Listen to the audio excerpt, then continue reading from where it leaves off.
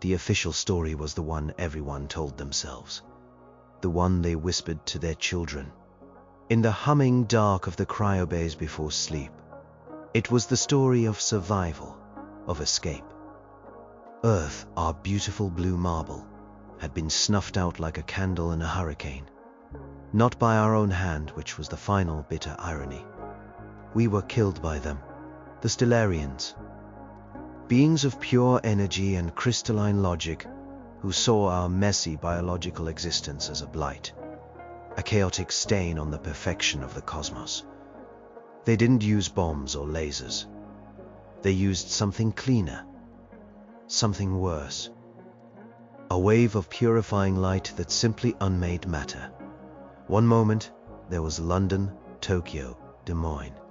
The next, just smooth, glassy plains under a silent sun. The Ark ships, they told us, were our last gasp. The new Eden, the promised land, the second chance. 12 ships in all, launched in secret moments before the end, filled with the best and brightest, the chosen few to carry the seed of humanity to a new home across the star-strewn abyss. My name is Jedediah Miller. I wasn't one of the best or the brightest. I was a janitor. On Earth, I cleaned office buildings. On the new Eden, I cleaned filtration systems and scrub algae residue from the nutrient lines. Same job, different dirt. The ship was a world unto itself, a spinning cylinder of metal and hope, 2,000 souls adrift in the forever night. Life was routine. Wake, work, eat the green paste, watch the old vids of Earth. Remember, sleep. The mantra was, we remember, we rebuild. It was plastered on every corridor, spoken by Captain Rostova in her weekly addresses. It was a good lie, a comfortable one.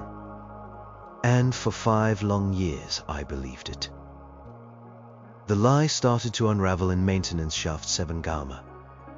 It was a cramped, forgotten place behind the primary life support systems. A tangle of pipes and conduits that sweated a constant clammy dew. My job was to check the pressure gauges, a task nobody else wanted, because the shaft hummed with a low-frequency vibration that rattled your teeth and made your bones ache. That's when I saw it. Tucked away behind a thick coolant pipe, there was a growth. It wasn't rust or space mold. I'd seen plenty of both. This was different. It was a patch of something fleshy and gray, the size of my hand. It seemed to pulse with a slow, rhythmic beat, in time with the thrum of the ship. Rings of a dark purplish color spread out from it, digging into the metal bulkhead like roots. The air around it smelled strange. Not foul, not like rot. It smelled like a damp forest floor after a heavy rain, like rich soil and something else. Something vaguely, unpleasantly sweet. I stared at it for a long time, my mag torch beam trembling. This wasn't a malfunction. This was biology. Something was growing in the guts of my ship. A place where nothing was supposed to grow except the hydroponic lettuce and the algae in the vats. I reached out, my gloved finger hovering just over its rubbery-looking skin. I felt a strange warmth radiating from it, a little pulse of heat like a sleeping animal. I pulled my hand back as if burned. My heart was hammering against my ribs, a frantic drumbeat in the steady hum of the shaft. Every instinct, every bit of common sense I had, screamed at me. This was wrong. This was a cancer in the machine. I should report it. I should hit the big red alarm button and bring the engineers down here in their shiny suits. But I didn't. A different instinct, a deeper and darker one, held me back. It was the same instinct that made a mouse freeze in the shadow of a hawk. This wasn't just a thing that was wrong. This was a thing that was secret. And I knew, with a certainty that chilled me far more than the recycled air, that secrets on a ship as small as the New Eden were kept for a reason. And they were never, ever good. I backed away slowly, shut the access panel to shaft 7 Gamma, and tried to pretend I had seen nothing at all. But the image of that pulsing grey flesh was burned onto the inside of my eyelids. The comfortable lie of the New Eden had just sprung a leak. And I had a terrible feeling that I was the only one who had seen the first drops of the truth seeping through. For a week, I was a ghost haunting my own life. I did my rounds, wiped down consoles, unclogged protein slurry dispensers. I smiled at people in the corridors, nodded at Sal, my work partner, when he complained about the recycled air filters again. But I wasn't really there. My mind was always back in shaft 7 Gamma, staring at that patch of unnatural life. I dreamed about it. In my dreams, the growth was bigger, covering entire walls, the purple veins thick as my arm, the slow pulse, a deafening heartbeat that shook the whole ship. I'd wake up sweating, the phantom smell of damp earth and cloying sweetness in my nostrils. I tried to rationalize it. Maybe it was some kind of weird insulation, something I just didn't know about. I wasn't an engineer. I was just Jed the janitor. What did I know about exotic ship components? But my gut wouldn't buy it. You don't have to be a doctor to know a tumor when you see one. "You look like you've seen a ghost, Jed," Sal said one cycle as we sat in the mess hall, poking at our identical blocks of green nutrient paste. Sal was a good man, round and perpetually worried. He worried about his wife in the cryo bays, about the ship's trajectory, about the quality of the coffee substitute. "Just tired," I lied, my voice sounding thin even to me. "It's this place," he sighed, gesturing with his fork at the grey walls around us. "It's not natural, living in a tin can, I swear. Sometimes I think I can hear it breathing." I froze, my fork halfway to my mouth. "Breathing?" "Yeah, you know," he said, oblivious to my panic. "The hum, the life support. Sometimes if you listen real close, it sounds like a big old lung, in and out, in and out. Gives me the creeps." He went back to his food, but I couldn't eat another bite. He was right. The ship did sound like it was breathing, and now I knew why. I had seen one of its little cancerous lungs. My paranoia started to put down roots. I began watching people, not just anyone. I watched the command crew, the senior scientists. Specifically, I watched Dr. Aris Thorne, the head of hydroponics. She was a tall, severe woman with eyes that seemed to look right through you. She rarely spoke to anyone outside her department. Her official job was to ensure our food supply, to cultivate the vegetables and algae that kept us all alive. But the hydroponics bay, Section Alpha, was the most secure area on the ship, second only to the bridge and the reactor core. More secure than the cryo bays where our sleeping families lay. Why would you need that kind of security for lettuce? I started making my cleaning rounds near Section Alpha, lingering longer than I should. The air there was different, warmer, more humid, and it carried a faint trace of that same smell from the shaft. The smell of rich, wet earth. Once I saw 2 of Thorne's technicians emerge. Their faces were pale, their jumpsuits spattered with something dark, like mud. They didn't speak. They just walked away with the grim, tired look of men who'd been doing a job they hated. One sleep cycle, I couldn't take it anymore. The dream had been worse than ever. The growth had a face in the dream, my wife's face. Her eyes were milky white, her mouth a slack O, and when she spoke, it was with the thrumming pulse of the ship. I woke up gasping for air. I had to go back. I had to know if it was real, or if I was just losing my mind in this metal tube. I grabbed my toolkit and a mag torch and made my way to shaft 7 Gamma. The corridors were silent and dim, only the low emergency lights glowing. The ship felt different at night. It felt bigger, emptier, and full of secrets. I pulled open the access panel, my heart thudding a sick, heavy rhythm. I shone the torch inside. It was worse, much worse. The growth had doubled in size. It was no longer just a patch on the wall. It had grown outward, forming a lumpy spherical shape, like a malformed piece of fruit. The purple veins were thicker, darker, and they pulsed visibly now. A slow, steady 1-2 beat. And there was something new. At its center, a thin vertical slit had appeared, like a closed eye. As my light hit it, the slit seemed to clench tighter. It was aware. It knew I was there.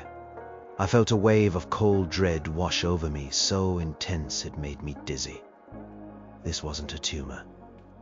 This was a creature.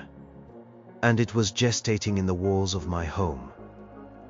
The sight of that clenching slit in the growth broke something in me. My fear curdled into a kind of obsessive need to know. The lie of the New Eden was no longer a comforting blanket. It was a shroud, and I was clawing at it, desperate to see the corpse underneath. My job, once a source of drudgery, became my cover. No one questions the janitor. The janitor belongs everywhere and nowhere. I changed my cleaning schedule, volunteering for the late cycle. When the ship was quietest, my new mission was Section Alpha, the fortress of hydroponics. The main door was impregnable, a thick slab of steel with a biometric scanner that only Thorn and her inner circle could operate. But I wasn't interested in the front door. I was interested in the guts of the ship that fed it. The ventilation ducts, the water pipes, the waste reclamation conduits. Everything had to connect somewhere. I spent 2 nights tracing schematics on my datapad, cross-referencing them with the physical layout of the ship. On the 3rd night I found it. A small secondary ventilation duct, no wider than my shoulders, that fed directly into the atmospheric processors for Section Alpha. The intake rate was in a grimy service corridor 3 decks below. It was a long shot, but it was the only shot I had. Getting the grate off was loud. The screech of stressed metal echoed in the silence. I froze after every turn of my wrench, listening, my ears straining for the sound of approaching footsteps. But no one came. I was alone with the ship's breathing. I wriggled into the duct, the cold metal scraping against my jumpsuit. It was tight, and the air was stale with the smell of ozone and dust. I pulled myself forward on my elbows, the beam of my headlamp cutting a small, shaky circle in the oppressive darkness. After 20 minutes of inching my way through the black, the air began to change. It grew thick, warm and humid, saturated with that smell of damp earth and sickly sweetness. 100 times stronger than in shaft 7 Gamma. My eyes started to water. I felt like I was crawling into a giant, living lung. Then I heard voices. They were muffled, coming from below. I shuffled forward another few feet until I was directly over a larger ventilation grate set into the floor of the duct. I pressed my ear against the cold metal. I could hear them clearly now. It was Dr. Thorne and Captain Rostova. "The gestation is accelerating," Thorne was saying, her voice crisp and clinical. "The nutrient solution seems to have stabilized the new strains. We're seeing a 94% viability rate." "And the payload delivery system?" Captain Rostova's voice was low, strained. She didn't sound like the confident, inspiring leader from the weekly addresses. She sounded tired. She sounded haunted. "Repurposed escape pods are nearly ready. Thorn replied. The dispersal aerosol has been perfected. It will be undetectable on initial atmospheric entry. By the time their sensors pick it up, it will be too late. The bloom will have already taken root. The bloom. The word hung in the humid air. It sounded so gentle, so natural. It was the most terrifying word I had ever heard. Just get it done, Eris, the captain said, her voice dropping to a whisper. Every cycle I wait, I see their faces. The ones we left behind. We carry their memory, Ava, Thorn said, and her tone softened, but it was a cold, sharp comfort. We are their memory, and we are their justice. I flattened myself against the top of the duct, my mind reeling. Gestation. Payload. Viability. The bloom. These were not words for growing food. These were words for growing a weapon. A biological weapon. I risked a look. I angled my head and peered through a slit in the grate. The sight below stole the air from my lungs. It wasn't a farm. It was a nightmare garden. The entire cavernous bay was filled with enormous pulsating pods, each the size of a small car. They were the same fleshy gray material as the growth in the shaft, webbed with the same thick purple veins. They hung from the ceiling on thick root-like stalks. And they were all connected by a network of tubes pumping a dark, viscous fluid. The pods pulsed in unison, a slow, sickening rhythm that matched the hum of the ship. And at the base of each pod was a shape I recognized. It was the rough, unmistakable outline of a human body, encased in a translucent, amber-like substance, serving as the nutrient-rich soil from which these horrors grew. My blood ran cold. This wasn't a mission to find a new home. The new Eden wasn't an ark. It was an incubator, and the seeds we were carrying weren't the seeds of humanity. They were the seeds of our revenge. The knowledge I carried was a physical weight. It bent my shoulders and put a permanent tremor in my hands. The faces of the people I passed in the corridors looked different now. They were ghosts. They were the unsuspecting passengers on a ship of vengeance. Their dreams of a new home, just a convenient lie to keep the machine running. Sal was the one who noticed the change in me the most. Jed, you gotta tell me what's eating you, he pleaded one cycle, cornering me by the water reclamation tanks. You look like you were a million miles away. Is it about Vide? You know, Earth, your family? I thought of my wife Sarah and my little girl Maya. I thought of their faces, not as they were in my memory, smiling and alive, but as they might be now, encased in amber, feeding some monstrous growth in the belly of a ship. The thought was so vile it made me want to vomit. Something like that, I mumbled, turning away. But I couldn't protect him from the truth. The truth I was learning had a way of leaking out. A few days later, Sal didn't show up for his shift. It was unheard of. Sal was more reliable than the ship's chronometer. I went to his small cabin. The door was unlocked. He was lying on his bunk, shivering under a thin blanket, his face flushed with fever. "Hey, buddy," I said, my voice tight with a sudden specific dread. "You okay?" "Just a bug," he rasped, his teeth chattering. "Came on fast. Feel weird, Jed. Having the strangest dreams." He coughed, a dry, racking sound. "Everything smells like dirt." My heart sank. Dirt. The smell of the bloom. "I am getting you to the med bay," I said, trying to keep my voice steady. No, it's nothing," he protested weakly. But I was already helping him to his feet. He was unsteady, his skin hot to the touch. As I helped him with his jumpsuit, I saw it. On his forearm, there was a small, grey, circular rash. It was no bigger than a coin, but I would have recognized that mottled, fleshy texture anywhere. It was a miniature version of the thing in Shaft 7 Gamma. It was a seed. The medbay was a sterile white room, run by a dour-faced doctor named Chen. He took one look at Sal's rash and his expression tightened.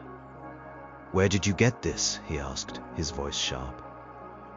"I don't know," Sal mumbled, confused. "It just appeared." Dr. Chen exchanged a look with his nurse. A look that was gone in an instant, but that I saw as clearly as a flashing warning light. It was a look of recognition and fear. They knew what this was. They put Sal in an isolation room. They told me it was a precautionary measure for a rare fungal infection. Fungal! The word was too close for comfort. They wouldn't let me see him. I stood outside the clear plasteel door for an hour, watching him toss and turn on the bed. The grey patch on his arm seemed darker. I knew how he got it. It had to be me. I was the carrier. I had crawled through that duct, breathed in that spore-choked air. I must have brought some of it back with me, on my clothes, in my hair, in my lungs. I had poisoned my only friend. The guilt was a physical blade twisting in my gut. I went straight to Shaft 7 Gamma. I had to see it again, had to confirm the source of this nightmare. I tore the panel off. The growth inside was no longer a sphere. It had changed. The vertical slit I had seen was now wider, gaping, and from within it, a fine, almost invisible powder was puffing out into the air with every slow pulse. Spores. Millions of them, being pumped directly into a secondary ventilation line. A line I now realized fed the lower deck crew quarters. It wasn't an accident. It was a leak, a slow, controlled leak. I stumbled back from the shaft, a horrible understanding dawning on me. Sal wasn't an accident. He was a test. They were testing their weapon. On us, on the forgotten people, in the bowels of the ship. We weren't just the janitors and the mechanics. We were the guinea pigs. We were the first soil for the bloom to take root in, to see if it was viable. The lie had another, even more monstrous layer. We weren't just seeding vengeance, we were the ones being seeded.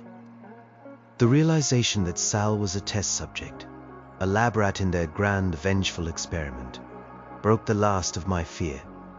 It left something cold and hard in its place. Rage.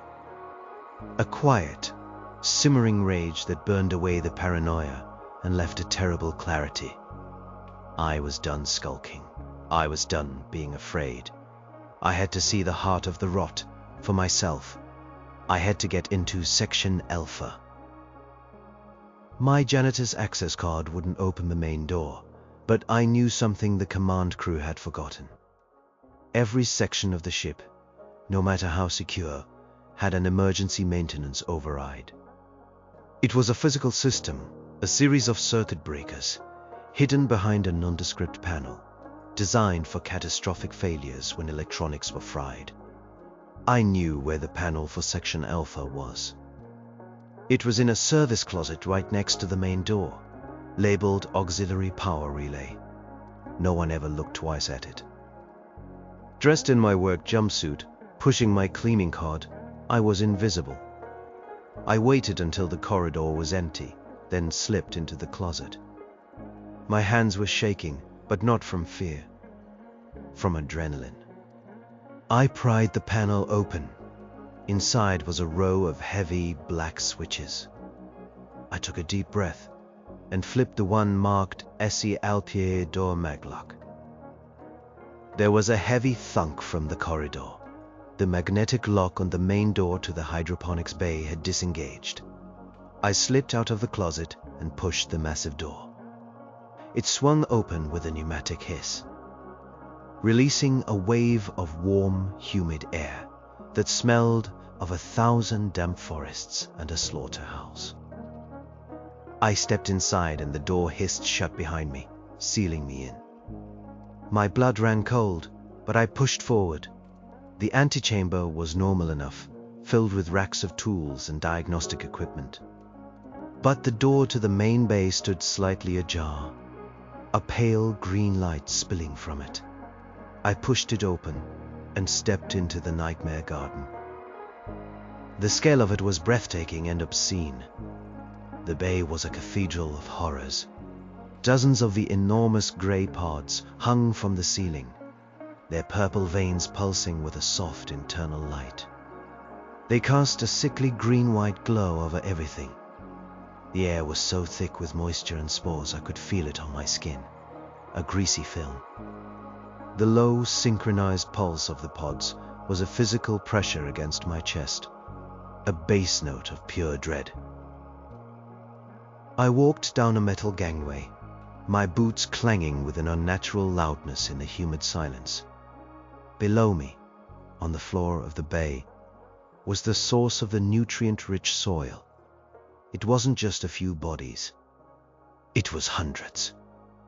Encased in that amber, semi-translucent resin, their features blurred and distorted, were the frozen figures of men, women, and children.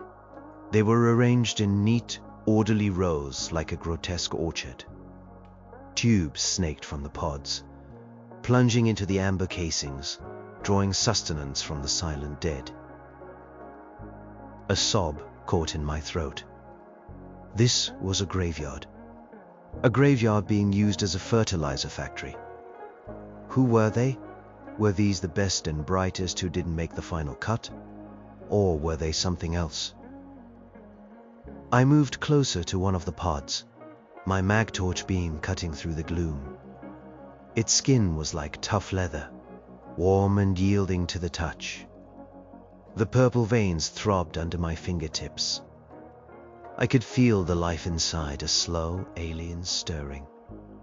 I felt a horrifying, perverse sense of connection to it, like a farmer checking his crops. I had breathed its air. Its spores had infected my friend. I was a part of this, whether I wanted to be or not. Then I saw something that made my stomach clench. At the base of one of the pods, next to the amber-encased figure, was a small bronze plaque, like one you'd see on a park bench. I knelt, wiping away the grime and condensation. There were names etched into it. The Henderson family perished Satel. I staggered back, shining my light on the next one. Dr. Kenji Tanaka perished Tokyo. Another, the Omlakis, perished Dublin. It hit me with the force of a physical blow. These weren't crew members. These weren't colonists. These were memorials. The bodies inside weren't just nutrient sacks. They were effigies, symbolic representations of the billions we lost. The entire project, this whole garden of monstrous death, was being fed by our collective grief, powered by our memory of the dead. The New Eden wasn't just an incubator, it was a temple dedicated to an Old Testament God of wrath and retribution. And the things growing here in the dark, they were our angels of death. They are beautiful, are they not? The voice, crisp and cold, cut through the humid air. I spun around, my mag torch beam finding Dr. Aris Thorne, standing at the far end of the gangway. She wasn't angry. She wasn't surprised. She held a datapad in one hand and looked at me with an unnerving clinical calm, as if she'd been expecting me. In a terrible way, she continued, walking slowly toward me, her footsteps echoing. The perfect fusion of biology and purpose, the rage of a murdered species given form. What is this? I demanded, my voice a raw whisper. What have you done? What humanity does best, Mr. Miller, she said, stopping a few feet from me. Her eyes scanned the cavernous bay, not with the madness of a fanatic, but with the quiet pride of a creator. We adapt, we survive. And when we cannot survive, we avenge. "This is vengeance," I choked out, gesturing to the pulsating pods, the silent tombs below. "This is a nightmare." "Earth was a nightmare in its final moments," she retorted, her voice hardening. "A silent, sterile nightmare. The Stellarians didn't give us the dignity of a fight. They erased us like a clerical error. They judged us a chaotic infestation and wiped the slate clean. They believe in order, in purity. So we decided to give them the one thing they cannot comprehend. A chaotic, impure, biological plague, born from our own dying flesh and endless grief." She pointed a long, slender finger at the nearest pod. "We call it the bloom, a genetically engineered cordyceps fungus, crossed with the most aggressive terrestrial extremophiles and half other things. It doesn't just kill. Rat would be too clean, too much like them.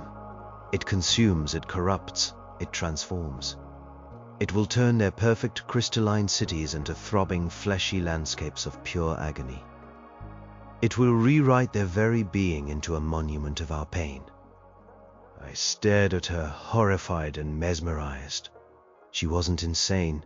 She was something far more terrifying. She was logical. "The bodies," I stammered, "the plaques." "Symbolic," she explained, her gaze softening slightly. "The nutrient base is a synthetic protein slurry, of course, but the symbolism is important. It focuses the intent. We found that the growth matrix is more stable when it has a psychic anchor. The collective memory of our loss focused into these effigies. We are literally feeding our rage to the bloom. It makes them strong." "And Sal?" I asked, the name tasting like ash in my mouth. "My friend. Was he a psychic anchor too?" For the first time, a flicker of something like regret crossed her face. An unfortunate but necessary field test. The leak in shaft 7 Gamma was a calculated risk. We had to know how the spores would affect a living, unprepared biological system. We had to be sure of its virulence before. Trefty. Deployment, his sacrifice will not be in vain. He is a part of the greater purpose now. A part of the purpose, like he was a faulty gear in a machine. My rage, cold and hard before, now boiled over. I took a step toward her, my fists clenched. "You are monsters." She didn't flinch. "They made us monsters, Mr. Miller. They burned away our humanity and left only this. The will to give back the pain we were given. You, of all people, should understand. I've read your file. You lost everyone in the Denver scouring. Your wife Sarah, your daughter Maya." She said their names. She said their names, and it was like she had reached into my chest and squeezed my heart. "What would they want, Mr. Miller?" she asked, her voice dropping to a near whisper. "Mercy for the ones who unmade them without a thought, or justice. What we offer is not just an end to the Stellarians, it's a legacy. They try to erase us, to make it so we never were. The bloom ensures that we will be remembered. We will be the ghost that haunts their perfect galaxy forever. We will be the horror story they tell their children. A story of a messy, chaotic species that refused to simply die." She turned and gestured for me to follow. "Come, the captain has been wanting to speak with you. We knew you'd find your way here eventually. Grief is a powerful motivator. We're counting on it." I was trapped. Not by her, not by the locked door. I was trapped by the truth she had laid bare. The simple, seductive, and utterly damnable logic of revenge. I thought of Sarah and Maya, not as smiling memories, but as vaporized atoms, as nothing. And for the first time, the low, pulsing hum of the bloom didn't sound like a threat. It sounded like a promise. Dr. Thorne led me from the humid, living tomb of the hydroponics bay to the sterile, cold heart of the ship. The bridge. The walk was silent. The crew members we passed averted their eyes, their faces grim masks. They knew. Not all of them, perhaps, but enough. They were part of the conspiracy. Keepers of the terrible secret. The lie of a new home was for the passengers, the cryo-sleepers, the lower deck workers like Sal. The truth was for the initiated, the apostles of this new dark faith. Captain Eva Rostova was waiting for us. She stood before the main view screen, which showed the endless star-dusted black. She was a small woman, but she had a presence that filled the room. She turned as we entered, and her eyes, deep set and weary, met mine. There was no surprise in them, only a profound, soul-crushing exhaustion. "Mr. Miller," she said, her voice a low rasp, "I am sorry you had to discover our purpose this way." "Sorry," I said, the word coming out sharper than I intended. "You are testing a plague on your own crew. My friend is dying in the medbay because of you." "Your friend is a soldier in a war he did not know he was fighting," Rostova corrected, her gaze unwavering. "We are all soldiers in that war." The moment the Stellarians extinguished our sun, the rules of engagement changed. Civilians ceased to exist. "This isn't war," I shot back. "It's genocide." "It is reciprocation," she said, her voice cold as the void outside. She gestured to a side console. "Show him." Thorne tapped a few commands on the screen. An image flickered to life. It was a view from an orbital satellite.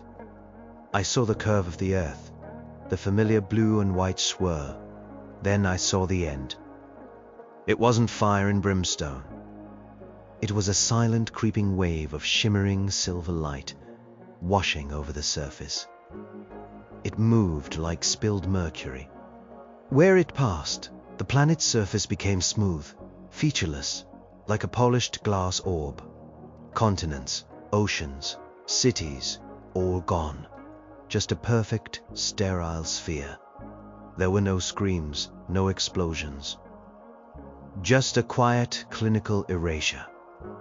It was the most profoundly violent thing I had ever witnessed. "They did not conquer us," Rostova said, her voice trembling with a suppressed ancient rage. "They deleted us.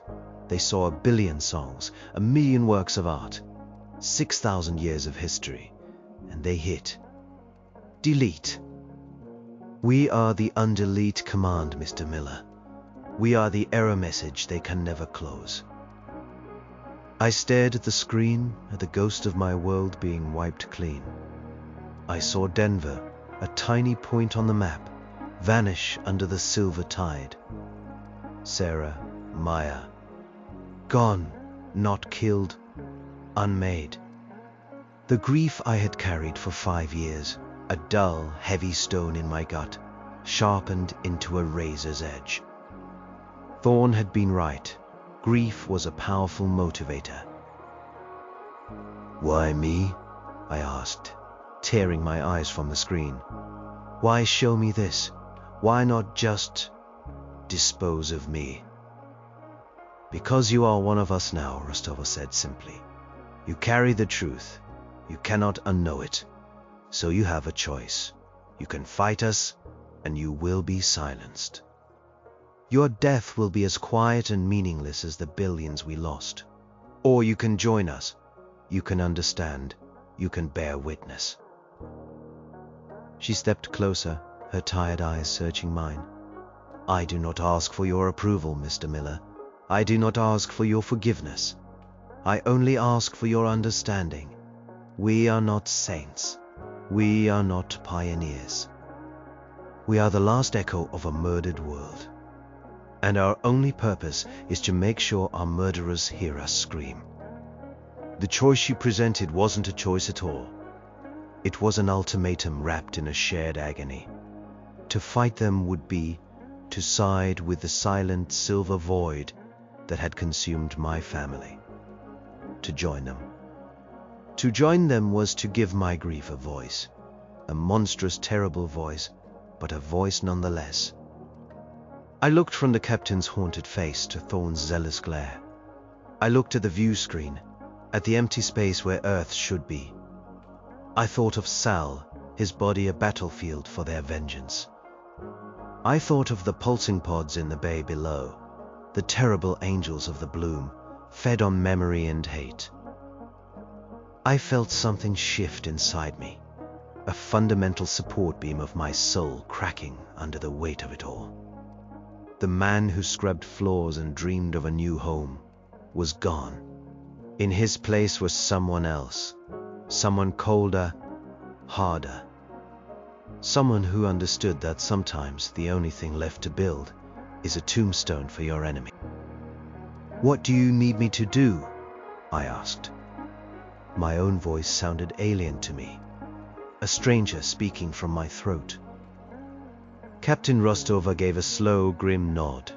There was no triumph in her expression, only the shared burden of damnation. "For now," she said, turning back to the stars, "you will watch, and you will remember why." My life on the New Eden changed overnight. I was no longer just Jed the janitor. I was an accomplice. I still pushed my cleaning cart through the corridors, but now the averted eyes of the command crew were replaced with subtle nods of acknowledgement. I was in the circle. I was a keeper of the faith. It was a lonely, bitter promotion. I was given a new task. Dr. Thorne, in her infinite chilling pragmatism, decided my janitorial skills had a new application. I was to maintain the garden in Section Alpha. "You understand sanitation, Mr. Miller," she'd said without a hint of irony, "and you have a personal connection to the project's motivation. You will ensure the environment remains optimal." So I spent my cycles in the green, humid gloom of the hydroponics bay, walking the gangways between the pulsing fleshy pods. I monitored nutrient flows, checked the integrity of the amber tombs, and cleaned the condensation from the memorial plaques. I was a groundskeeper in the cemetery of my own species. The work was grotesque, but it was also hypnotic. The constant, low thrum of the bloom pods became the soundtrack to my life. I learned their rhythms, the subtle shifts in the color of their glowing veins that signaled their health, their hunger. I saw Sal one last time. They let me look through the play-steel window of his isolation room. He wasn't human anymore. The gray, fungal rash had consumed him. His body was a lumpy, misshapen mound on the bed, pulsing faintly in time with the great pods in the bay. He was a miniature bloom, a little garden of horror all his own. As I watched, a puff of fine spores vented from a split in his skin. The medtechs incinerated his remains shortly after. A successful test, Thorne noted on her datard when I told her. I didn't say anything. There was nothing to say. The 5 years of our journey had been a lie, but the destination was real. We were getting close. A new tension gripped the ship, a silent, grim anticipation that replaced the manufactured hope we'd lived on for so long. The initiated crew members moved with a taut efficiency, their faces set like stone. The unknowing majority, the passengers and lower-deck families, were told we were approaching the new world, the planet we would call home. Their excitement was a painful, jarring counterpoint to the funereal mood on the bridge. One cycle, Captain Rostova summoned me. I found her on the bridge, staring at the view screen. It was no longer just a field of stars. A star system now dominated the view, its sun a brilliant white diamond. and orbiting it, a jewel of a planet. It was a swirl of iridescent colors, of blues and purples and greens that shimmered and shifted. It didn't look like a planet of rock and water. It looked like a solid crystal, a perfectly cut gemstone hanging in the void. Kyziris, Rostova said, her voice barely a whisper. The Stellarian homeworld, the source of the cleansing wave. Beautiful, isn't it? So perfect, so clean. It was the most beautiful thing I had ever seen, and we were going to defile it. The final preparations began. The 12 largest pods, the most mature and virulent of the bloom, were carefully detached from their rootstocks. They were loaded, with the reverence of a holy sacrament, into the repurposed escape pods. These were no longer lifeboats, they were delivery systems.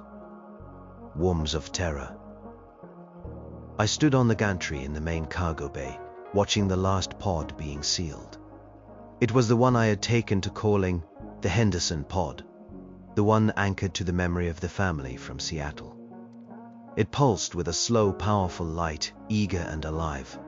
I felt a strange mix of revulsion and kinship with it. We were both products of Earth's death. It was the weapon, and I was its witness.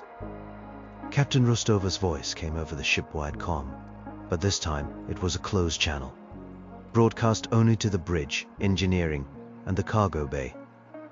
Her voice was stripped of all its political warmth.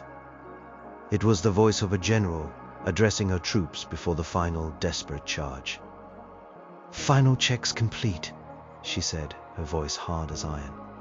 "All systems are green. The payload is armed and ready.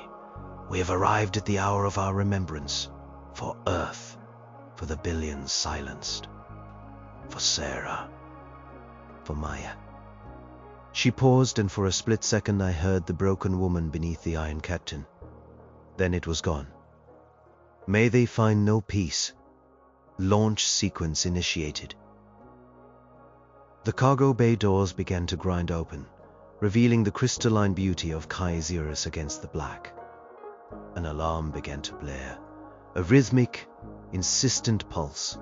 It was the heartbeat of our hatred, counting down the final seconds of an entire world. The launch was not a fiery, glorious spectacle. It was silent and brutally efficient. One by one, the 12 repurposed escape pods were ejected from the cargo bay, pushed out by magnetic rails into the void. They looked like silver tears shed by our ship, 12 seeds of sorrow drifting toward the shimmering, perfect world of our enemy. I watched on the cargo bay monitor, my hands gripping a railing so tightly my knuckles were white. The pods were silent, projectiles coasting on momentum, their systems cold to avoid detection. On the main view screen on the bridge, which was piped to my monitor, I could see them as tiny red icons, streaking across the tactical display toward the iridescent sphere of Kyziris. The bridge was silent except for the calm, clipped voices of the navigation officers, calling out trajectory adjustments. No one cheered, no one celebrated. The air was thick with the grim solemnity of an execution.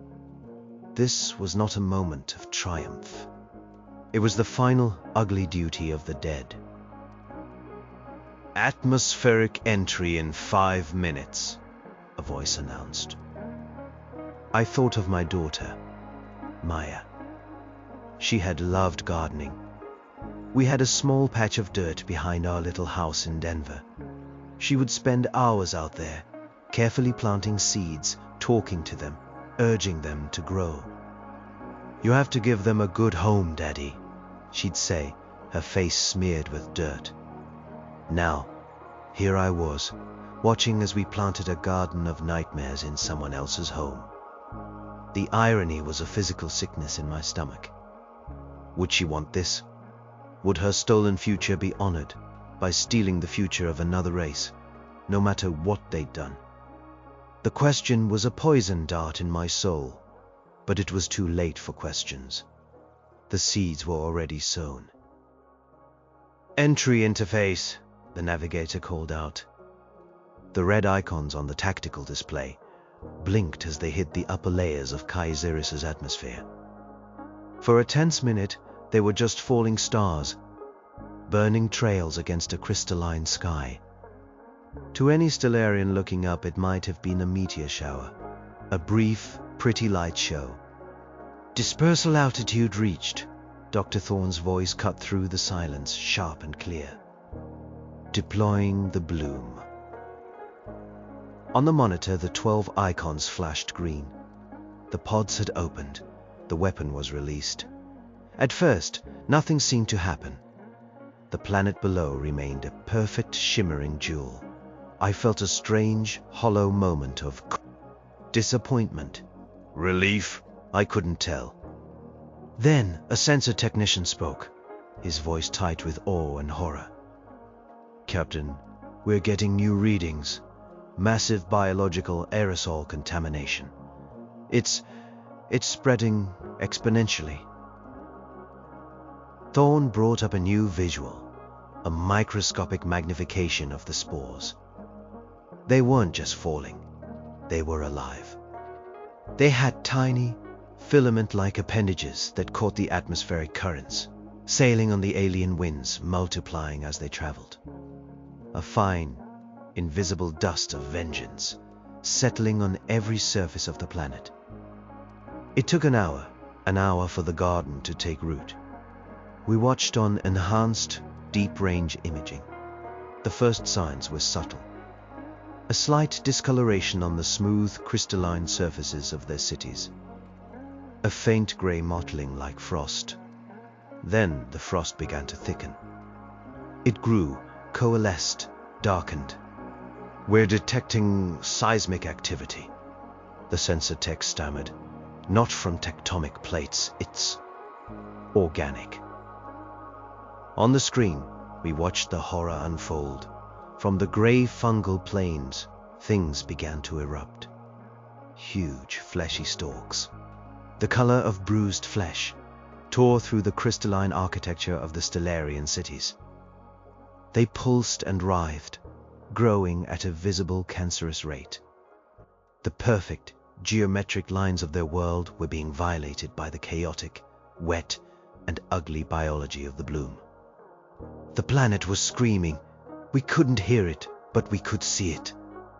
The iridescent surface began to cloud over, replaced by spreading patches of gray, purple, and a sickening fleshy pink. The new Eden was a silent theater of the damned. We, the last remnants of humanity, floated in the dark, watching a world die on a screen. Captain Rostova stood like a statue, her face illuminated by the ghastly light of a dying world. Tears tracing clean paths through the grime of exhaustion on her cheeks. Dr. Thorne watched with a terrifying, dispassionate intensity, like a scientist observing a petri dish. I looked at the monstrous garden we had planted, a planet-sized tumor born of our pain. We had answered their sterile, silent erasure with a loud, messy, agonizing corruption. We had not brought justice. We had brought defilement. We had ensured that the name of humanity would not be forgotten. It would be a curse, whispered in the ruins of a perfect world, a synonym for a plague that came from the dark and turned beauty into a throbbing, fleshy hell. The memory of Earth was now safe. It was immortal. It was a monster. The new Eden turned its back on the dying world. The main engines fired, a low, groaning rumble that felt like a sigh of finality. On the view screen, the shimmering jewel of Kaisiris was now a diseased orb, scarred with the spreading, cancerous gray of the bloom. It shrank behind us until it was just another blighted star in the unforgiving night. There was no victory celebration. There was no catharsis. The end of our 5-year journey, the culmination of humanity's last great effort, was met with a profound and hollow silence. The initiated crew moved like ghosts, their faces empty, their eyes fixed on some distant inner horror. The great act of vengeance was done, and it had not cleansed us. It had stained us to our very souls. The lie, however, had to be maintained. Captain Rostova addressed the rest of the ship, her voice once again warm and full of manufactured hope. She spoke of a navigational error and a dangerous radiation field that forced us to alter our course. She promised them that a new, better home was just a little farther away. The passengers, safe in their ignorance, accepted it. They went back to their routines, their dreams of green fields and blue skies intact, never knowing that their ship was a tombstone and their leaders were mass murderers. My job as the groundskeeper of the Bloom was over. The garden had been planted. The remaining pods in Section Alpha were put into a state of dormancy, a silent, waiting arsenal. My janitorial duties resumed, but they were a farce. I would clean a corridor, and all I could see were the ghostly images of the crystalline spires of Kairos, crumbling under the weight of our hate. All I could smell was the phantom scent of rich earth and spores. A few cycles after we left the Kairos system, Captain Rostova summoned me to her ready room. It was a small, sparse chamber off the bridge. She was sitting at a simple metal desk, a cup of the bitter coffee substitute in her hands. She looked 10 years older. "Sit, Mr. Miller," she said, gesturing to the chair opposite her. I sat. The silence stretched between us, thick and heavy. "It's done," she said finally, staring into her cup. "We did it." "Yes," I said. The word was a dead thing in my mouth. We did. "Do you hate me?" she asked, her eyes finally lifting to meet mine. They were raw, stripped of all authority. I thought for a long moment. I thought of Sal, of the Amber Tombs, of the planet we had murdered. I thought of Sarah and Maya, vaporized into nothing. Did I hate her? "No," I said, and I was surprised to find it was the truth. "I don't. I hate what they did to us. I hate what they made us become." A sad, bitter smile touched her lips. They thought we were a plague, a chaotic infection in their orderly galaxy. All we did was prove them right. She took a sip of her coffee. "There are 11 other ARC ships, Mr. Miller. The Promised Land, the Second Chance. They don't carry colonists either. Each carries its own unique strain of the Bloom, engineered for different environments. Each has a different target. The cold dread that I thought had been exhausted returned with new strength. This wasn't the end. This was the beginning. "We aren't looking for a new home," I said, the realization dawned. "Humanity no longer needs a home," she replied, her voice flat. "A home can be destroyed. A people can be erased. But a curse, a ghost, that can last forever. That is our new purpose. We are not pioneers. We are a haunting. We will drift through this galaxy for generations. A fleet of phantoms seeding the memory of Earth in the flesh of our enemies. We will ensure that no one ever forgets the price of wiping out a species that refuses to die quietly." She stood and walked to the small porthole, looking out at the endless stars. "We weren't the survivors, Mr. Miller. We are the vengeance. We are the last will and testament of Earth. And our inheritance is rage." I left her there, a lonely captain on a ship of ghosts, forever sailing a sea of her own making. I walked the humming corridors of the new Eden, this vessel of lies and damnation.